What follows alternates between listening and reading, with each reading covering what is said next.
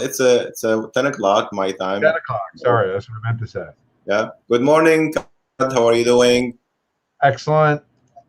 Excellent. So I'm really happy to have you on this Facebook Live. And today actually we have a celebrity with us, Dr. Conrad Fisher, who authored more than 15 books in medicine. And I think every young physician in the world is indebted to Dr. Conrad Fisher because he trains them how to be good doctors and how he trains them on the American system, how to get passing the USMLE test and all kind of tips on how to get into the American residency and so forth. So every physician I met knows Dr. Conrad Fisher. He's the program director of the internal medicine program in Brookdale Medical Center in Brooklyn, New York. He's a professor in internal medicine. He's an infectious disease specialist, and we're happy to have you. So, Dr. Fisher, let's get into this very hot topic nowadays, which is what did we do? What did we do wrong in COVID pandemic, or are we doing well as a country? We're talking about the United States and our response to COVID pandemic. Just to put things into perspective, we are the most developed countries in medicine. We spend more money per healthcare than any other country on earth. And so far, we lost a large number of people related to an infection that we were predicting that it will happen. And it's expected to get worse. We're slow in enrolling vaccines. We don't have even surveillance for the new strains of the virus like other countries. We are ranked 36 in the number of countries that are doing sequencing of the virus and all kind of stuff that did not happen. What did we do wrong? Well, you're right. Look at all that money that we spend on our healthcare system. I'd say we need a refund. I mean, if I bought a car like this and you charged me $60,000 for a Volkswagen or some sort of Nissan car, I'd say we've been overcharged. So first of all, it's a psychological difficulty for Americans because so much of the country was convinced that we're number one, that we have the best system in everything. And Americans also assume that the rest of the world, if they could, they'd all be living like us. Like the French think we'd all be eating like them. Mm-hmm. And the Germans, they'd all be drinking like them. So, and so why would you go in search of a new system if you already were convinced that you had the best system? So it is very hard for Americans to take that out of the 2.4 million deaths so far worldwide, 20%, 25% are American deaths.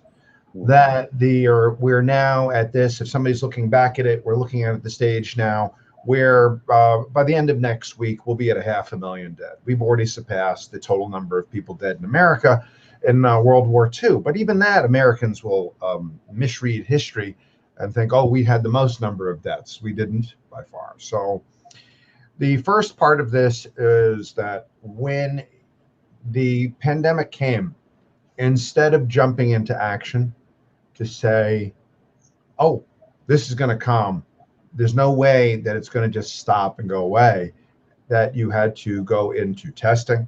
The first test at the CDC was mistakenly made. Number two, the constant message was it's going to go away. Number three, the American proclivity of some people to blame things on others. So all of China at this point with 1.2 billion people has not even hit 90,000 deaths. We have a quarter of that population. We're at 500,000. So you can use terms like China flu, and it doesn't help us. But speaking as a person who was an infectious disease doctor and the residency program director with 63 just interns during the height of the pandemic, we had one, just in my hospital alone in New York, 1 death per hour, 24 hours a day for weeks and weeks. Now that death rate has abated, but still, as of yesterday, 1 out of every 6 hospitalized people in New York State 18% is for COVID. It's going down. So people are like, oh, it's been getting better lately. I'm sorry. Yeah, it's better than the 130,000 people hospitalized nationally 6 weeks ago. But at 85,000 people in the hospital today, it's 25,000 people more than it was at what we thought was the peak in April. So the first thing that we to do, so let's be focused on what to do for the next time. There's nobody coming.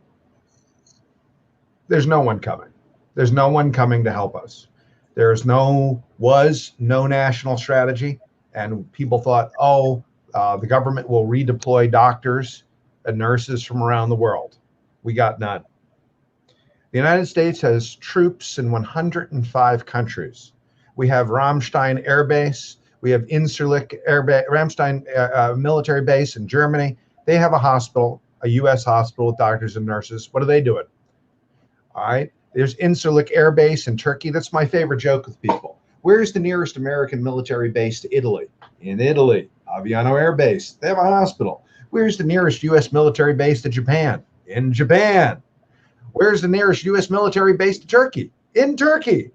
So when we have the ability to have troops in 105 countries, which is a little bit like reopening Borders bookstore and decided you need to staff a bookstore on every corner, when instead just send them where you need them. It should be like Amazon. Just deliver them. Why do you need to have a bookstore? The United States could have redeployed doctors and nurses from all over the world. Number two, we could have taken it seriously and said like this. In Brooklyn alone, in New York, there are 12 internal medicine residency programs, 12 microbiology laboratories, 12 CEOs of hospitals, 12 directors of pathology. But each hospital was left to develop its own testing independently. So when we developed a PCR for 6-hour testing, 3 or 4 weeks into the pandemic, our neighbor hospital didn't have it for another month. So we couldn't even test. Number two, what did we do? I proposed testing all the staff as soon as we had it available. Rejected. Why? It wasn't in any national guidelines. I said, what's going to happen is that the doctors are going to wear their masks and their gloves and they're going to wear their face shields in the patient's rooms, but they're not going to wear it in the rooms with each other. So what ended up happening? Our chairman of dental and oral maxillofacial surgery died of COVID. The chairman of medicine at Maimonides Medical Center down the block died of COVID. As a matter of fact, it's public knowledge, so it's not a HIPAA compliance, but Steve Kamholtz, who once was the president of the American Thoracic Society, died of COVID. A pulmonary doctor at Kings County died of COVID. And yesterday, after 72 days on ECMO, one of our own hospitalists finally got off of ECMO. He had underwent tracheostomy and peg tube placement, and his family is struggling by and the pittance you get from disability. And I'm very happy to say that the doctors in the hospital raised $100,000 in 3 days to support his family. But why is it left to charity like that? If a doctor nearly died of COVID and just got off oxygen after a year. So that's a relatively long answer because I've thought about it a lot. There was no national strategy. We were running out of oxygen tanks. And in our place, the social workers said that they were scared to come into the rooms. So the social workers were told, you don't have to go in. The residents will go into the room anyway. Call them on the phone. The phlebotomists were afraid to go into the rooms. So they said, oh, well, the residents have to go into the rooms anyway. Let them draw the blood. We don't want to expose people. The nurses, I'm sorry to say that 1/3 of nurses stopped coming. We went 2 weeks with no nurse in the CCU. The ICU, yes, but in the CCU. And the residents came through and the doctors came through. And I'm sure in other places that the majority of the nurses came through. Not our place, but, in most places. So what to do differently next time is I'm sure that there'll be a much more coordinated national strategy by not denying that it exists. Yeah. What to do the next pandemic. And by the way, pandemics happen and it's predictable that it will happen, right? We know that every 2 years that we will have a new virus that jumps from animals to humans and cause problems. We have had that in SARS, Ebola outbreak, which everyone was afraid that it will come to the United States. We had a few cases only, luckily, because of the response that was impressive by the United States and the World Health Organization that limited that outbreak in certain countries in West Africa. We had, of course, we all remember. I mean, when I came for training in the United States in the late 1980s, it was the peak of the AIDS pandemic, HIV. HIV killed 32 million people in the world. We still have patients with HIV. We don't have vaccine because the virus is different than the coronavirus, but we have treatment for the HIV. We had the last pandemic was the H1N1 influenza pandemic about 10 years ago, which killed also many young people, maybe 12,000 or 15,000 in the United States, and about 200,000 all over the world. So every 10 years or so, we will have a pandemic of viruses jumping from animals like bats or camels or cows or pigs to human and cause respiratory illness or death or other type of illnesses. So it's predictable. And someone said that the CDC function was to make sure that the next pandemic that will happen, we won't have that many people who die or get infected. I mean, that's why the CDC was established more than 50 years ago or so. So do you think that the failure of addressing this pandemic that caused actually more death or similar death to the Spanish flu, which happened about 100 years ago, where had about 500,000 Americans who died in the Spanish flu. But at that time, we did not have ICUs, we did not have ventilators, we did not have antiviral vaccines, we did not have developed medicine, we did not have even antibiotics 100 years ago. And we had 500,000 people who died. But now, with all of these advances in medicine, we will have more actually number of people who died in the United States. Every person in the United States right now knows someone who died of um, COVID-19. So is it a problem with leadership? Is it Trump? I mean, to be frank, or is it something else? Is it that the type of medicine that we practice in the United States is outdated? You know, like a country like South Korea or Taiwan or New Zealand, who were able, or even United Arab Emirates, for example, who were able to have contact tracing. We heard about contact tracing in the beginning that we will do this and that, but so far we don't have contact tracing. I'm a physician like you. I got infected with COVID in April. No one called me and he asked me who are my contacts for quarantine and so forth. Until now, we don't have a system for contact tracing. In the Saudi Arabia, they have application on the smartphone that every individual in the country has to download, and it will tell you actually if you are walking and someone has COVID, it will be that will tell you that this person has COVID. Go away, stay away from him for social distancing. Another application that will tell you whether you are positive or negative. So when you enter a public space, they will screen your phone and to see if you are positive or negative. So countries that have digitalized medicine has been doing well. And for some reason, in spite of the advances of technology and the fact that most of these applications, including the smartphone, originated in the United States, but we are not applying these things that will save lives. So is it a problem with leadership? Is it a problem with our society? Is it a problem with our medical organization? So far, I'm a critical care specialist. I don't have a clear guidelines on how to treat patients with COVID from my societies, Society of Critical Care Medicine and American College of Chest Physicians. What's the problem? So you could look at the politics of it. I'm beyond saying laying at the feet of Donald Trump everything and vilifying one person. You know, it takes a village to screw it up, and people don't get where they are. He didn't elect himself. So in one area, when you talk about Saudi Arabia or things that happened in China with less deaths, is that the more fascistic and less democratic governments had an advantage. They didn't have to ask a lot of permission.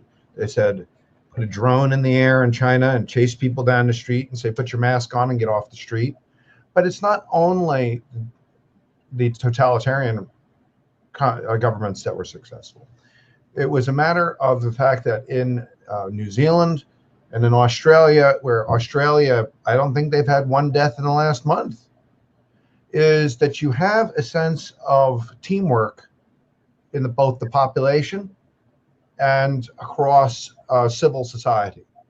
So when you have daily reports of people smacking people who ask them to put on a mask in a public place, when you have parts of the country that simply don't believe that the virus is real, and it is multiple. So the issue for this is, yes, by the time this is done, somewhere between 700,000 and a million people will be dead. And at a million, it about corrects almost for the population, because at the 1918 flu pandemic, the United States population about 80 or 90 million, just about 100 million. So yes, we're triple the population, but we will have almost double the number of deaths. So it's almost going to be proportionate. And as a matter of fact, 9 days ago was the single largest number of deaths since the pandemic began, almost a year into it. 5,000 dead a week ago last Thursday in one single day. So one of these things is we can't fault a lot with the vaccine development, because multiple countries developed the vaccine at about the same time. So that came in. But by not doing certain things on a societal level, or doing things that didn't really have to be done, like, for instance, we shut the schools, but we left a lot of other places open. And what ended up happening is that the virus people went to kill their grandmother for Christmas and Thanksgiving. You know, get the gift for your family member, go see grandma and get her a ventilator. And parts of it is that we actually should leave it as a question. I think it's better out of this to leave this at a question, because your points about we have ventilators, we thought we were going to run out, but we didn't quite run out. So it can't be saying it was just the total number of ventilators. We didn't get into high gear on PPE, but the majority was not coming out of the hospitals where you'd wear PPE. It was in routine home gatherings. So when you have people who in their routine day-to-day existence, many of whom did not practice what might have helped, social distancing, mask wearing in general, it's hard to say. So we're going to have to leave it and to study it to say why these things didn't work. For instance, 6 months ago, I was very concerned about my gym. I would run around my gym and yell at people when they reopened if they didn't wipe the machines down. But it turns out only about 0.7%, not even 1%, come from surfaces, that it's airborne. So let's leave it as a question and say you can identify one particular political figure, but it was all the people in that White House. Deborah Birx said that she was one of only 2 people that routinely wore a mask inside the White House, and she was ridiculed for it. Mm-hmm. So I think it is, you can say, yeah, certain people in public and political leadership said it wasn't real and I'm not going to wear a mask, and vilified that, but they were followed by people. So let's leave it as a question. Yeah, I mean, to illustrate this, I remember 2 months ago in South Dakota, there was this meeting of bikers where it was attended by 300,000 people. At that time, the numbers were not very high because we were able to flatten the curve after the first surge. And these 300,000 people came from all over the United States. And then they went back and spreaded the virus in their communities. There's no way to quantify how many hundreds of thousands of people got infected from that particular event. But imagine this happening in many other states. A couple of weeks ago, I was in a state that is considered red state. And I was in the elevator wearing my mask. Although I got the vaccine, I got infected. Practically, I don't have to wear a mask, although, I mean, there is no 100% proof, but I was wearing a mask. And there was this kid who's not wearing a mask with his family. And I told him, smiling, you should be wearing a mask. He said, I'm from New York. We came to this state because it's a red state. We should not be wearing a mask. So this issue of politicizing the virus and COVID, where you have certain sector of the community don't believe in the virus, don't believe that it's dangerous, don't. It's like the flu. It's not killing that much. All of this media hype is because the Democrats want to control the White House. The vaccine is not necessary. So it looks like it's connected to politics now, for some reason. I cannot imagine that even kids now are buying into this political thing. So is this something normal? Well, it is routine, though. Look, it goes back to why, if you look at Plato's Republic, Plato said that the highest form of government was a philosopher king, a person who was striving for philosophy and also had political leadership. Well, that person is not available. Now, the next form down was what's called oligarchy, but not oligarchy like we mean, like Russian oligarchs who buy everything and are thieves, but like the Supreme Court, a small collection of wise people who make judgments for the society. Plato said that democracy was a very low form of government, in fact, one step above tyranny, and the tyrants are usually voted in. We have to remember that Hitler and many of Mussolini were originally voted in. And Assad. Jump up, Assad. They didn't go in and just grab it. So Plato made democracy. He said it was very close to mob rule because he said, well, if people are ignorant, it doesn't really matter what 51% of them think. Mm-hmm. So, but that came from, that one did come from the top, where people were fed a message that said, masks are a sign of oppression. The virus numbers are inflated. The doctors and the CDC and the hospitals are falsifying the numbers for political gain. And that is because St. Paul says, to the pure, all things are pure. To the impure, nothing is pure. So when you have certain people going around saying everything is a hoax, everything is fake news, what they're doing, aren't they, is projecting their own falseness and mendacity and lying onto others. The same way, part of the reason that Dr. Salul and I like being around each other is because we reflect each other's nobility to each other. And yes, that's it. So we surround. So in the same way, what they've done is projecting the concept of everybody else is lying is coming out of their own minds.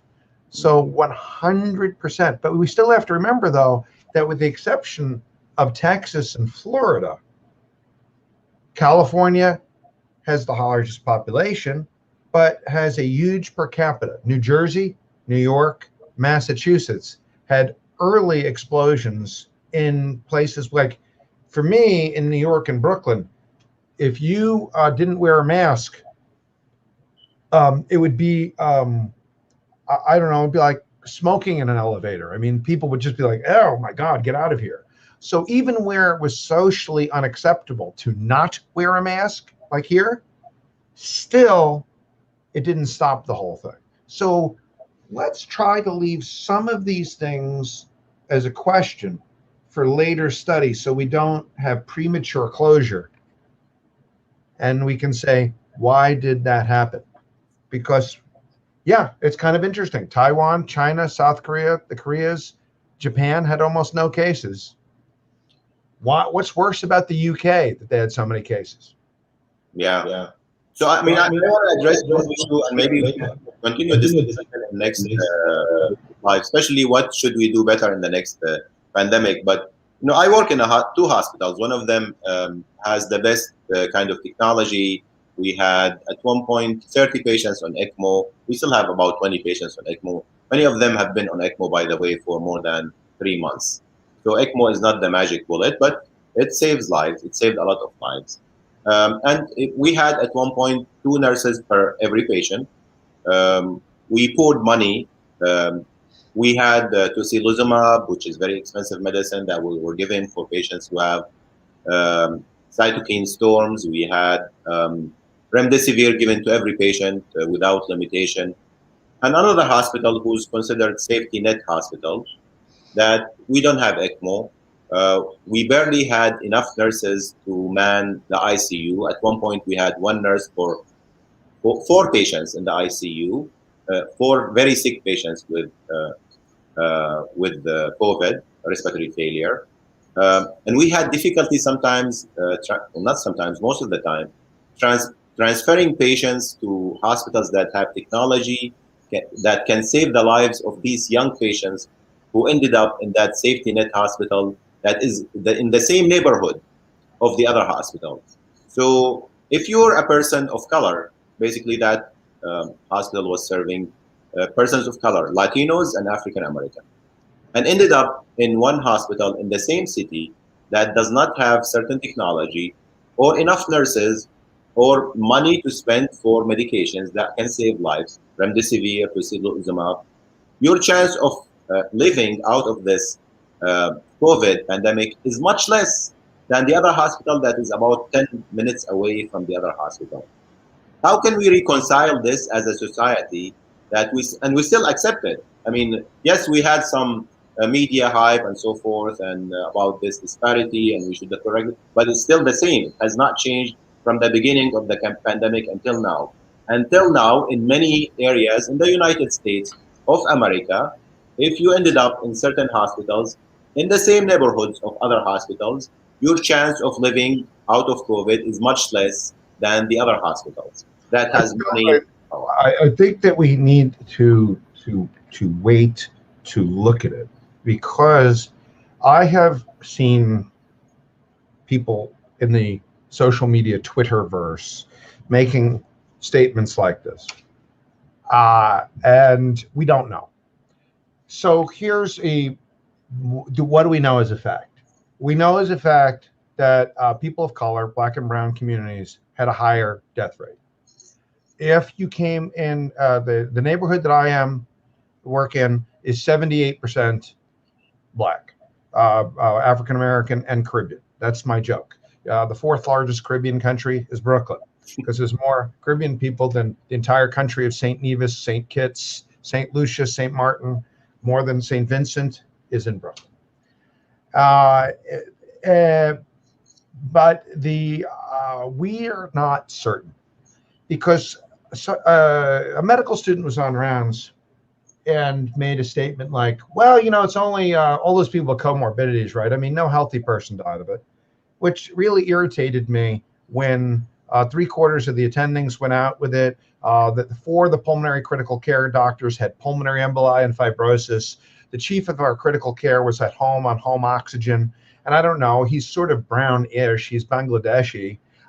So I don't quite say, well, how did that work? But the African guys were much younger and they did better. So we don't know. And then, so I said to them, I go, look, yes, it's true. In this neighborhood, there's a 30% mortality amongst the patients for COVID. If you were admitted. If you're sick enough to be admitted, 30% mortality. And that went on for the first 3 months. But if it's the population, how come it is that our cardiac catheterization lab has the lowest mortality out of all 160 hospitals that have a cath lab in the state of New York? We have the lowest mortality. Are the patients different? Are we bringing Swedes in for cardiac cath, but black people for COVID? No, it's the same people. So let's leave it as a question. There's more power in leaving it as a question to investigate and to say, well, it definitely skewed to older populations. It skewed more towards obesity for sure. But how come I'm an HIV doctor also. My own outpatients are 95% HIV and 5% STDs. Not one of my patients was hospitalized for COVID.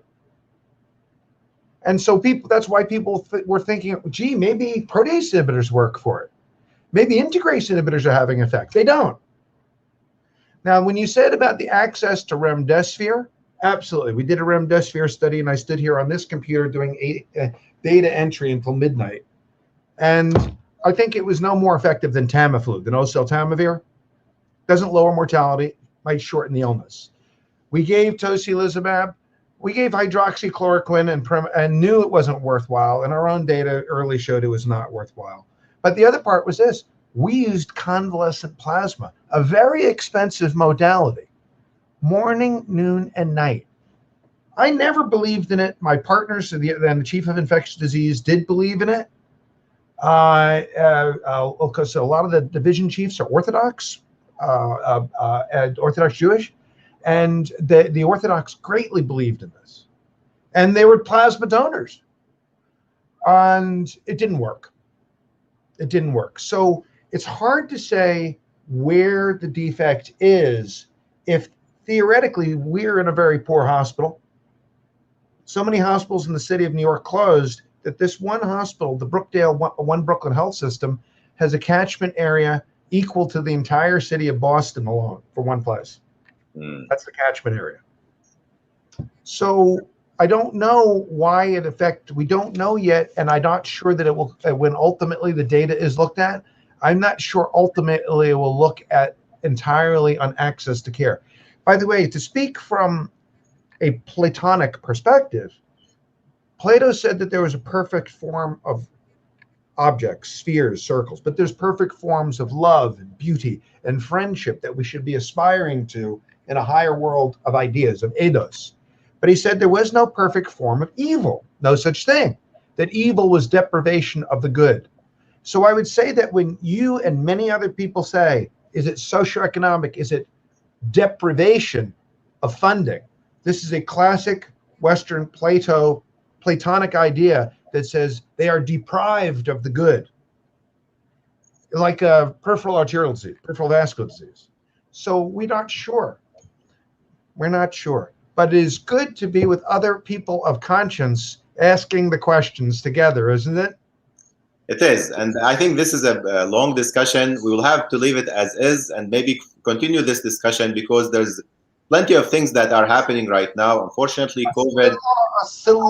I think there should be a board certification for only COVID because the amount of information that everyone is flooded with and the discoveries that every day is coming out. Yesterday, I heard the scary news, and maybe we can discuss it next time, that the new strain, the South African strain, has infected someone in France who got infected with the old strain 4 months ago, 54 years old. And right now he's in the intensive care unit with a critical COVID infection with the new strain, even though that he got infected with the old strain 4 months ago. This is something that is very worrisome to me and actually to everyone who got infected before and maybe got vaccinated. So well, it should be our hope then, and I don't see it coming quite now. It would be our hope that this would help teach humanity to realize that we are a common humanity that would be better off not vilifying every other country and talking about adversaries, because one thing is for sure, we're all going to be equally dead. So instead of that type of saying it's theirs, instead of saying, what do you do well? What do I have that I can help you? And what do you have you can help me? And I would wished, had hoped that this common attack on humanity by a microorganism would have left us to be a little more ahi, ahi, ahi instead of enemy. All right. More ahi, less enemy. All right, we'll end it at this. Thank you very much, Conrad. Hope to see you soon in person. Okay. Have a nice day. Have a nice weekend. Bye. Salam.